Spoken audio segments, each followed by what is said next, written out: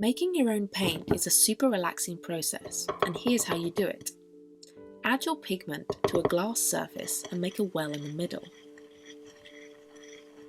Add gum arabic,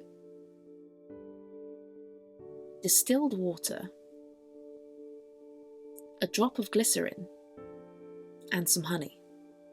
The honey will keep the paint a smooth and buttery consistency.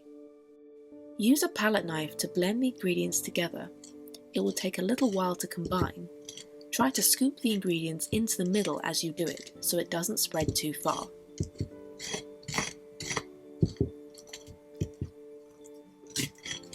As you combine it, it will already start to resemble a bright and beautiful paint. You can even get creative and mix your own colours together to make bespoke paints. Now we'll use a glass muller to fully combine the ingredients and make it nice and smooth.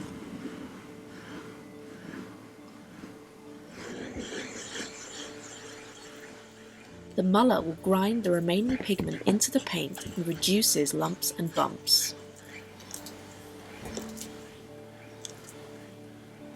It is also important for making the paint rich and even. Once done, use a scraper to pull the paints into a pile.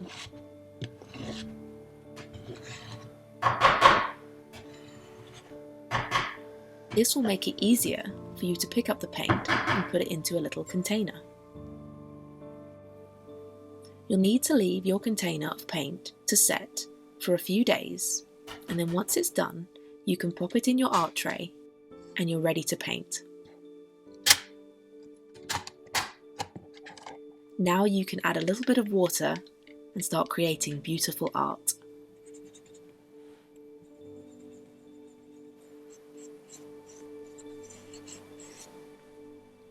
To make DIY crayons, get some Canoba wax and melt it. Then add some colour pigment and give it a good stir.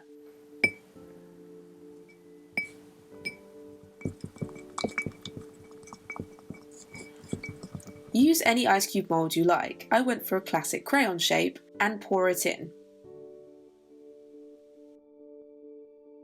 It will set really fast and not always to a smooth consistency. This is the joy of handmade items. What is that? Make lots of colours so you have a good variety of crayons. Just make sure you've made enough of each colour. Yeah. Pop them out when they're set and you can get using them. They also make a really fun sound. The colours are really vibrant and nice to use, and they make for an excellent gift as well.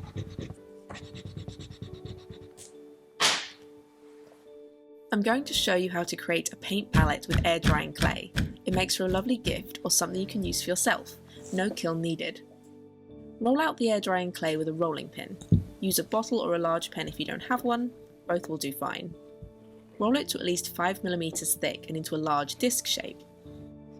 Carefully place a plate on top upside down and then cut around the edge with a knife or a palette. The edge of the plate makes for a fantastic surface to cut against without making any mistakes. Peel the plate from the clay and try to avoid leaving any marks in it as it will save you time when smoothing later. I want to create a moon shape, so I'm using a ramekin on the inside edge and cutting around this. Then I'll peel away the excess clay. You'll need divots in your palette for where you want to put your paint. I'm using the end of a rolling pin and gently applying pressure whilst I twist it. You can have as many divots as you want. I went with 4. Smooth out the edges with your finger and a little bit of water, and then leave your palette to dry for 48 hours. Then you can get glazing. I used a triple thick water-based glaze. Apply a thick coat or two to the palette. I really enjoy this part. Brushing on the thick gelatinous glaze is so satisfying. All of the clay needs to be sealed so it is waterproof, so don't forget to do the back. What's great about these palettes is you can make any shape or size that you want, and they always turn out really beautiful. Once it's dry, you can get painting. It works really well with watercolours and gouache especially.